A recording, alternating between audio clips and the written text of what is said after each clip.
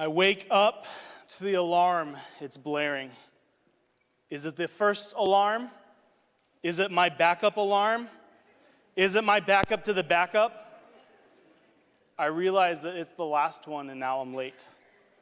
In a rush and in a frenzy, I go through the morning routines. Breakfast, day clothes, laying the dog out, bringing the trash bins in, kisses on the head. I'm off to work.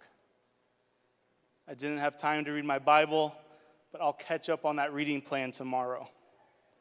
Traffic is slowed by a stinking bus, a conservative driver, a tractor. You name your obstacle, it's there. It's always moving slower than I need it to go. I feel a low-key anxiety rising up in me, but I push it down, knowing that, again, for a few minutes at best, I will be late. I get to work, and from the time I pull in, it is nonstop.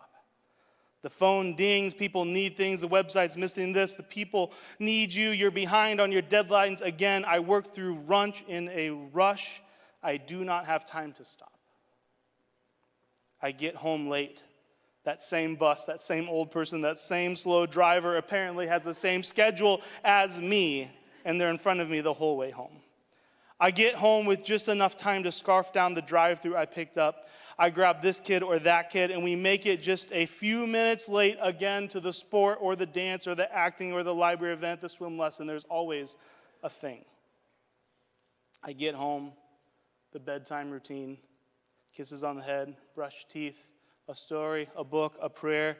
We put them down to bed. I put the youngest to bed again. I put the youngest to bed again. I put the youngest a fourth, a fifth time. Finally, quiet. It's 9:47 p.m. I zone out, watching TV, scrolling my phone, a bag of peanut M&Ms as my companion. I get up, mind numb, body sore, make my way up the stairs to inevitably slip through the first and the second alarm again and start the whole cycle over tomorrow. You can put your own spin on this story or this version of it. For anybody, this grind, this cycle probably feels familiar. Long weeks and full weeks. Go on vacation and need a staycation to recover from your vacation. Life just does not seem to slow down. And I am tired. Perpetually tired. Perhaps exhausted might be the accurate word. And if you've ever felt that, you've probably fed yourself this line. You've probably told this to your red-eyed, sleep-deprived spirit just to keep it alive. It's just a season. Once I get through this, things will settle down. I had to work this weekend, but next weekend I can rest. This was different, this was unique, but next time, things should slow down. No margin, no rest, no time to rest. And if you get the time, you inevitably feel guilty about taking time to rest because of the unending list of work, chores, and the things that I should do. If you ever find yourself daydreaming about that Seinfeld episode where George sleeps under his desk, you're in a good spot today. Welcome to church. Do you just feel so happy to be here? If you find a relation to anything that I just said today, you're in a good spot today. If anything that we just talked to, you find that's my life, you're in a good spot today. Would you please stand with me as we just read God's word and give him respect with our bodies and position it to receive the scripture today. Exodus chapter 20, verse 8. Remember to observe the Sabbath day by keeping it holy. You have 6 days each week for your ordinary work. But the seventh day is a Sabbath day of rest dedicated to the Lord your God. On that day, no one in your household may do any work, and this includes you, your sons and daughters, your male and your female servants, your livestock, and any foreigners living among you. For in 6 days the Lord made the heavens, the earth, the sea, and everything in them, but on the seventh day he rested. Pause. God rested. That is why the Lord blessed the Sabbath day and set it apart as holy. Matthew 11:28 through 30 in the Message translation says, "Are you tired, worn out, burned out on religion? Come to me. Get away with me and you recover your life. I'll show you how to take a real rest. Walk with me and work with me. Watch how I do it. Learn the unforced rhythms of grace. I won't lay anything heavy on you. I won't lay any heavy or ill-fitting on you. Keep company with me and you'll learn to live freely and lightly." Mark 2, verse 27. Then Jesus said to them, "The Sabbath was made to meet the need of people, and not the people to meet the requirements of the Sabbath." Lord, we just welcome your presence into this place today. Before we even get to the rest of the message, God, would you just come right now and begin to interact with us? Holy Spirit, you are welcome here to speak to us, to guide us, to direct us, to work in our lives. Before we continue, church, I'd just love to give you just a moment to call upon the Lord's name. He's here and listening.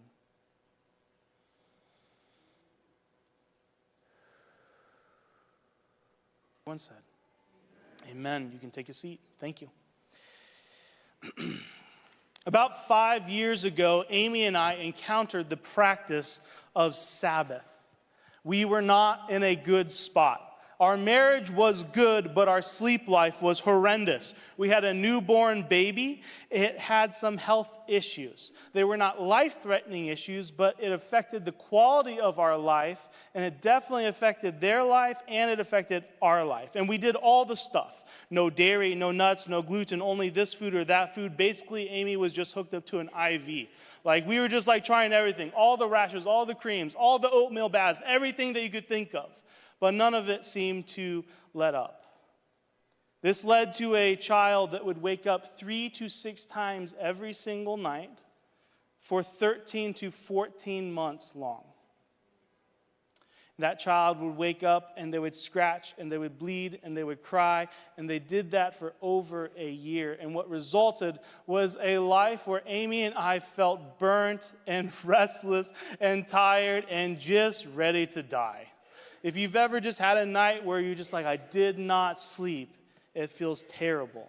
And we had 14 months of those nights in a row. It was in this moment that we stumbled over the practice of Sabbath at a teaching of another church. Actually, that video that you just watched a little bit ago of John Mark Comer, that's the man that introduced us to the practice of Sabbath. And not to be melodramatic, but it has changed our lives forever. It has changed how we've approached our life. It has changed how we approach the rhythm of our life. It has changed how we have encountered God in our life. I know you guys can hear the car. It's okay. We're gonna be okay. That car is gonna survive, and we will too. Amen? Turn to your neighbor and say, honk, honk. Okay, we're good. Tension broken. We are not perfect in the Sabbath. Ironically, just 2 weeks ago, I turned to my wife and I said, this has been 5 years of faithfully working to implement the Sabbath into our lives as a weekly routine. 5 years of really dedicated doing this. And I said, this is the worst Sabbath I've ever participated in. 2 weeks ago. This is a practice. It's not something we perfect. It's something you implement in your life. Amy and I love the Sabbath. Our kids have learned to love the Sabbath, and we have talked about this a lot. We've talked about it on stage a bunch. We've led classes and groups in it. We've talked about it more than my small group wants us to, but we have brought it up often. It is one of the themes of our life. One of the things that has changed our life, and I'm so excited to bring you this topic today and to teach on it. I'm just going to give you guys a quick recap of what Sabbath means. And if you want more of an in-depth version or how to begin practicing it, you can look at our archive of teaching files to find those sermons. But Sabbath comes from the root word Shabbat, which means to stop. Everybody say stop. It's part of a natural rhythm God created from the beginning for people to find true rest and restoration in the face of our infinite desires and hurry and restlessness. Let me say that again, that God in the beginning of creation created a pattern and a rhythm for your life, knowing that humans were born with a desire, infinite need for more, infinite need to accomplish more. He created a rhythm in your life for you to be able to stop every single week, rest and experience revival in your soul. We are called to remember and observe the Sabbath, meaning that we prepare all week for one single day. Sabbath is not a thing that we do on the weekend. It is a way of life. 6 days a week we work so that one day a week we can truly rest. We divide our task list up, clean the house a little bit every bit of the day, prepare meals so one day we don't have to, and inevitably all that doesn't happen. We shove it all into the laundry room and shut the door so we don't have to look at it. This practice, it keeps Amy and I and our family's desires in check. When you begin to practice the Sabbath, it keeps your identity anchored in God. When you begin to practice rest and make it a part of your life, you will feel your soul restored. It positions you to live out of rest instead of for rest. Man was made on the sixth day, and his first day on the job was the Sabbath. Sabbath creates a space every week where you can experience delight and worship and rest. Sabbath is Christmas morning every single Saturday for our family. Much of our culture has adopted the motto, work hard and play hard. Very, very few have championed the idea of stopping and developing a robust theology of rest. It's just not quite as catchy of a phrase. When's the last time you were out to coffee and you said, tell me the practices and rhythms that you've implemented into your life to make sure that you do not die, that you keep exhaustion at bay, that you keep yourself alive in God? No, we say, what's going on? So many things. I'm so busy. Work is killing me. The kids are doing this, and we wear it as a badge of pride. I'm so busy, I'm dying. Good for you. When we hear people that say, I took the day off, I did nothing, didn't check my phones, we think, you lazy slum. Or we think, that's good for you. That could never happen for me. We all have those people in our lives that tell us that if you want to get ahead, to be the best, to get the bigger house, to have the nicer car, to get kids that won't be failures, to get kids that will get that college degree or get that scholarship, that you have to hustle a little harder than every single other person. Your algorithms are full with people of doing the side hustle or the things that work or getting the shorter work weeks into making the most of your time so that we can get ahead. We have exchanged God's rest when we do rest for numbing entertainment or distraction. Often keeping just as busy or working just as hard as on our days off as we do when we have punched into the clock. But Sabbath pushes back against the gods of acquisition and accomplishment, and it promotes true rest for God's people. In the creation story, Sabbath is uniquely positioned at the end of the week so that each week we begin fresh and new, out of or rested. Instead of ending each week yearning and desiring and working for just one day off. Amy and I have been at it for a while, and we've been working at it. And when we bring this up to people over the years, we've gotten various responses. Some have developed Sabbath rhythms of their own, and in their own lives have begun these weekly practices of rest. Some like the sound of it, but they don't see it as a possibility for their own personal lives. I love that. I love the idea of that, but I don't see a way that I could actually implement that. Some have had questions, or they've tried the Sabbath, and they've done Sabbath-ish stuff, like I'm going to listen to worship music while I put away the laundry, or I'm going to, listen to a sermon while I mow the grass this weekend. Some have just plain out stated that it's just not doable for them. They do not have the margin or the ability in the season of life to implement a practice of rest. And some flat out are just not interested, and that's okay. Some people are interested, but mostly they're interested. I get this question more often than not. Are you still doing that Sabbath thing? Are you still doing that Sabbath thing? Yes, we're still doing the Sabbath thing. Not well all the time, but we are still working to Sabbath. You know what's really interesting is that when we come to the Ten Commandments, we generally adhere and believe that the Ten Commandments are something to abide by. They're all good things that should be a part of our lives, except for Sabbath. Some have argued that Sabbath was finished on the cross, that Jesus completed the Sabbath. Hebrews 4 talks about an eternal rest beyond what the Israelites experienced. Jesus died on the cross. We live under grace. So does that mean that we throw out all the 10 commandments? Like Jesus died, there's grace here now, so go murder who you'd like. Covet all the wives, not just your neighbor's wife. Say what you want, worship multiple gods, it's okay. No, we don't do any of that things. We believe all of those things. No murdering, no lying, no stealing, worshiping God, worshiping only God, taking his name with reverence. We believe that all of those things adhere to our life, except for Sabbath. We've done a very American thing. We've taken the things that we like and we just completely ignore the things that we don't like. You can't get ahead by taking a day off. The American dream was built on the idea, if I work without stopping, I can become something and earn something. That's okay, except when it becomes your God. The Sabbath pushes back on the two powers in our culture, the need to achieve and the need to acquire.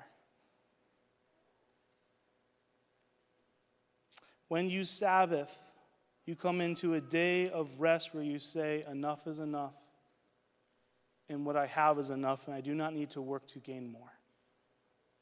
I think it's George Mueller who says, just enjoy the coffee maker you have instead of going and trying to get the next one, which is very apt for me, who I think I have like 6 different ways to make coffee at home right now. Just pick one of the ways that you like. You don't need a Turkish brewer. Surely God wouldn't want me to cease my work, cease serving at church, cease answering the phone, cease taking my kids to whatever. He doesn't mean what he says because I just do not want to hear it. None of us support murder, but probably none of us grew up in a faith tradition that prioritized rest.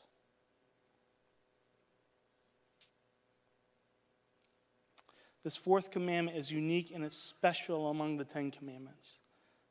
The command of the Sabbath, if you were to break down, I think we have a slide of this up here. If you were to create a pie chart and just do it by word count, the Sabbath takes up the most percentage of the 10 commandments. 26% of the 10 commandments is just about the Sabbath. The first 3 orientate us towards God. There is one God. We worship only God, and we treat God's name with reverence. Commandments 5 through 10 orient us towards people. No killing, no lying, no stealing, no false witness. But command 4, it bridges the gap between heaven and earth and puts it into right relationship with the Creator, his people, and his creations. The Sabbath brings heaven down into this moment so that we can experience something very special in the Bible called God's rest. Every single week you could experience a bit of heaven right on your couch at home. This sermon is not a practice-based, give you the practicals of how to accomplish this in your life. This sermon is a call to the reverence of God's word. I can't say this. I really could have just come up here and just said, God Sabbath. He tells us to Sabbath, so do it. That's really what this sermon is today. And we'll have others that give us the actual practicals, but I'll give you this right here, is that if this is something that you want to begin to start implementing in your life, I'll give you these 3 things. Pick one day a week, pick a time every week that you will give towards resting, and run everything you do on that day through these 3 words. Filter everything you do. Does it bring worship? Is it worshipful? Do I delight in this? And does it speak rest into my life? If it doesn't help you rest, it doesn't help you worship, and it does not help you delight in God and his creation, then it is not something that we call Sabbath worthy in our house. And you can develop that over time. So watching reels on your phone, I would gauge, does not help you rest. It does not help you worship, and it definitely does not help you delight in God's creation. But taking a nap, going for a walk, playing a game with your loved ones, reading a book, looking out the window, drinking your coffee, really, really good coffee is important here. Drinking it slowly, reading a psalm, and just sitting and chewing on it are all things that could invoke rest and delight and worship into your life. It was said that the rabbis would give their children a spoonful of honey on the Sabbath so that they would teach their children that the Sabbath is sweet. And so we've worked hard to implement little things, little treats, not to greed, not to overindulgence, but little things that make the Sabbath special. Reserving the calories, reserving the sweets, reserving all the things, having all the coffee all day long, all the things that bring us into a place of delighting in God, that helps us worship God who he is. This is the Sabbath, friends. If the practice takes away from your worship or your rest or your delight, it is not worthy of your Sabbath rest. But here is why this command is so central and important to the Israelites in the 10 Commandments. If you remember from last week, you can break Exodus down into 2 parts. Part 1 was getting the slaves out of Egypt. And part 2 is getting Egypt out of the slaves. Do you know who does not get to Sabbath? Slaves. Do you know who does not get a choice to take a day off? Slaves. And for years, the Israelites had been condemned to a life of slavery. You know what slaves do? They work. They work, and they work, and they work, and then they die. Slaves don't get time off. Slaves don't get a day of rest. And here on Mount Sinai, God is making these rules. He's saying, you are my people. I'm going to be your God. Let me teach you what that looks like. And he gives them this gift of rest. But if you were raised in an immigrant family like I was, all my uncles, all my aunts, all my family always worked multiple jobs.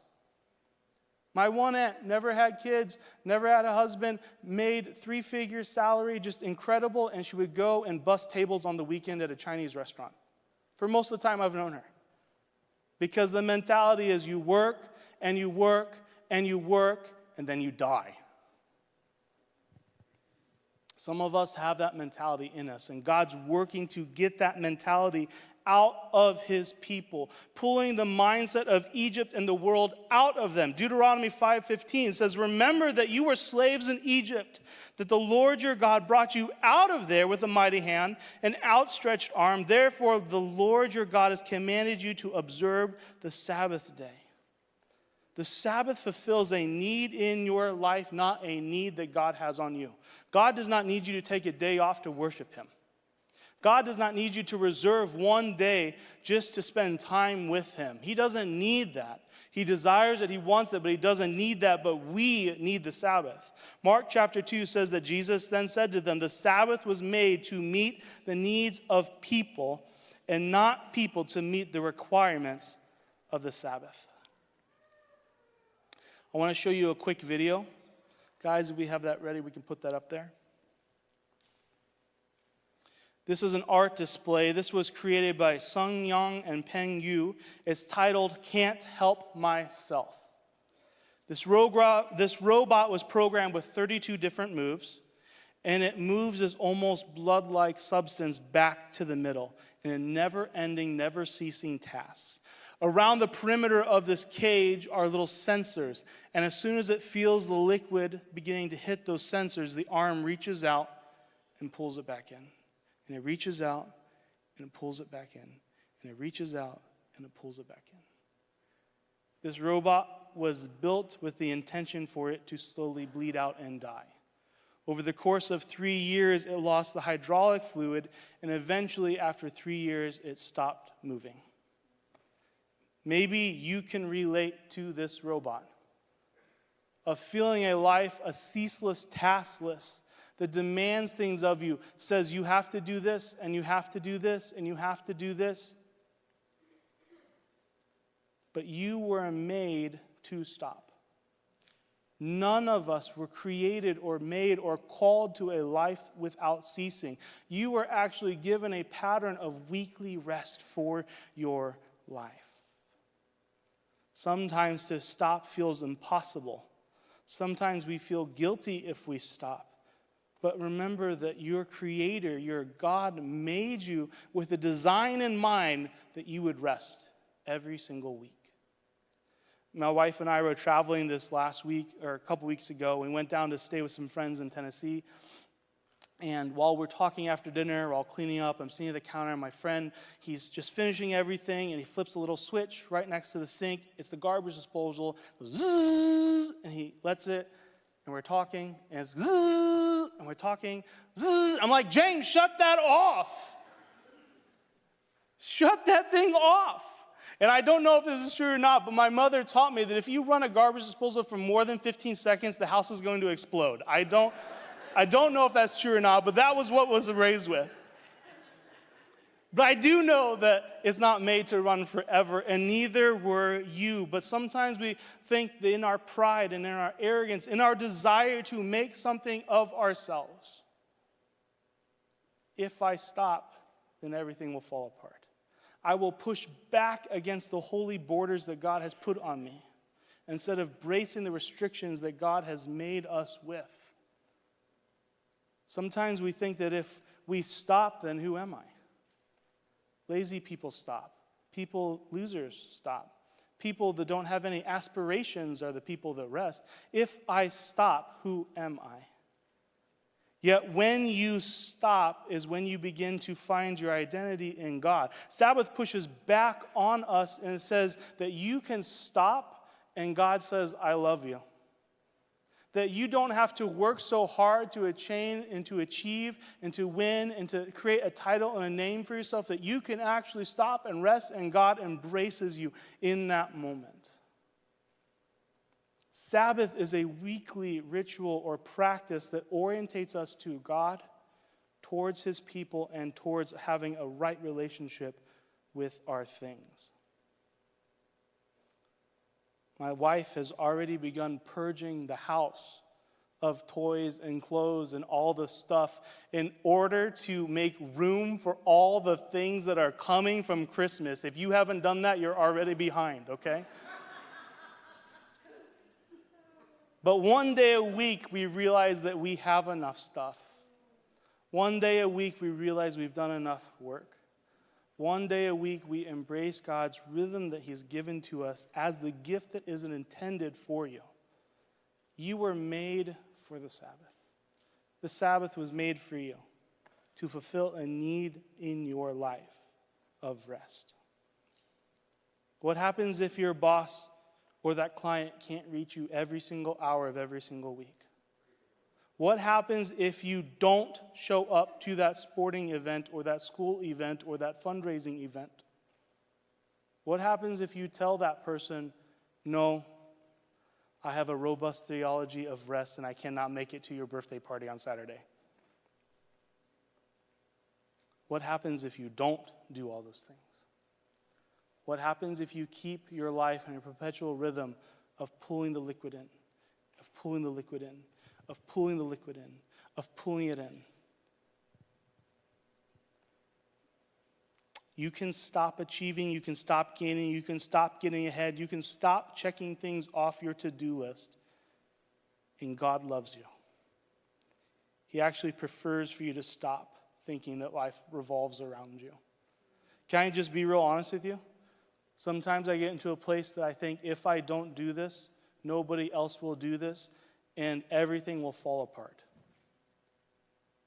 But when I'm in a healthy place doing the things I know I should be doing, and I stop and I rest, and I don't try to work harder to do everything, things get done, or they don't get done, and life continues on.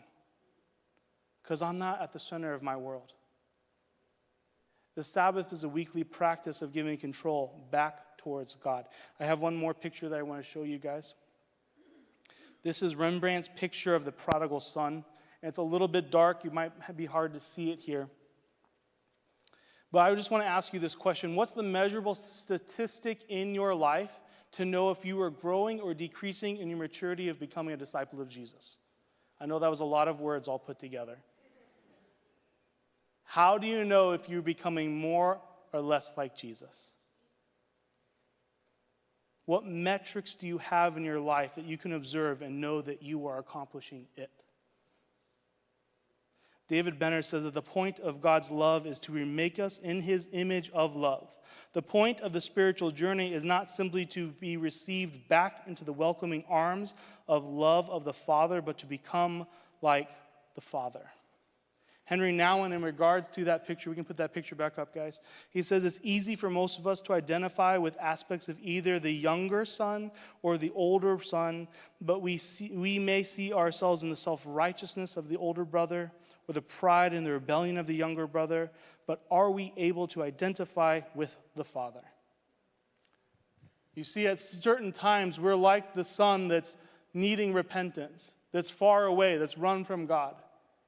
At many times, for many of us, our bent is more towards the oldest son who looks upon the reunion that's happening in judgment. If they were really Christians, they would do this. If they were real followers of Jesus, they would Sabbath, okay? And you're up there looking at him. But the point of the Father is to become, this story is to become like the Father. When you look at this painting, where do you identify yourself? Do you see yourself as the son that needs grace? Do you see yourself as the son that needs love? Or do you see yourself as the Father who is love? The most important command of Scripture is to love God and to love people. It's in this one command that every other law is fulfilled. The thing that you can observe and look at your life and measure is, are you growing in your capacity and output of love? Are you growing in your ability to be a loving person? I love Paul's definition of what love is in 1 Corinthians. He says, love is patient. Love is, turn to your neighbor and say patient.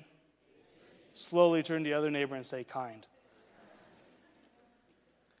Did you know it's really hard to be patient? It's really hard to be kind when we are not well rested. When you do not have rest, you do not have capacity to love beyond what you have. Some of us are having a hard time growing in love simply because we do not rest enough.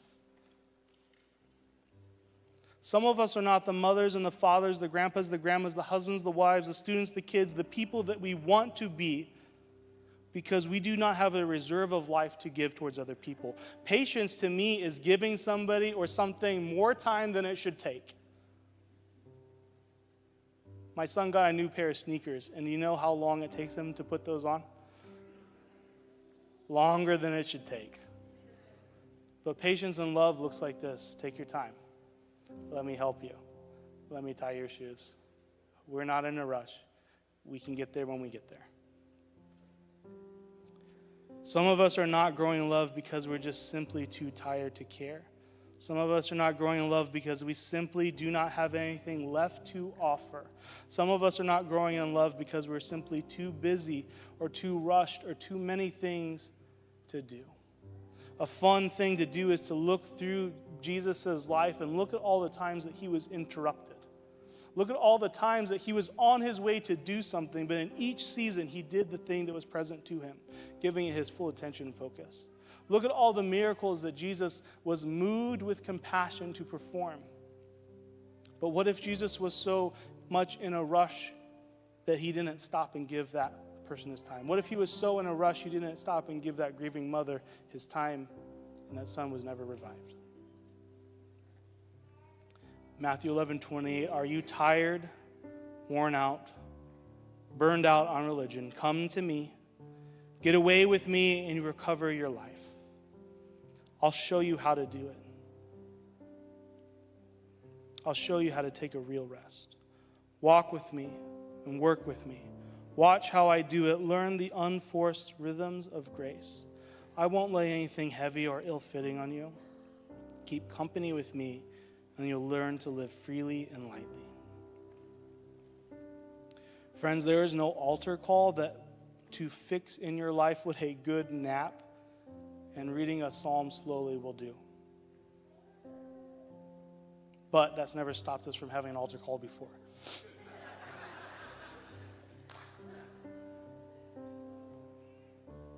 Many of you may be feeling anxiety, depression, frustration, anger that is close to the surface. A couple of years ago, I went and got counseling because I realized that I had never been so close to anger all the time. It was present, accessible, one thing out of line, one thing moving slower than I needed it to go. It was just a disruption I couldn't handle, and I realized that anger was just always present, so close. You're not being the person you want to be. I would suggest to you that much of that could be fixed or healed by simply implementing a weekly rhythm of rest in your life. In Scripture, it's called Sabbath. Americans call it a day off. You can call it what you want. But it's a day where you intentionally connect to God. You cease work, you rest, you worship, and you delight. Friends, can I invite you to stand, please? If you have a need in your life, altar team, you can come forward. We'd love to just partner and pray for you. If you are exhausted and this has touched something in your life, we'd love to pray with you. If you just need to come and just to talk to God and to just let him minister to you, the altars are open. If you have anything in your life that you'd like prayer for, we'd love to connect with you here or in the back and just pray with you. God loves you. He is a life that he's promised that is full and abundant.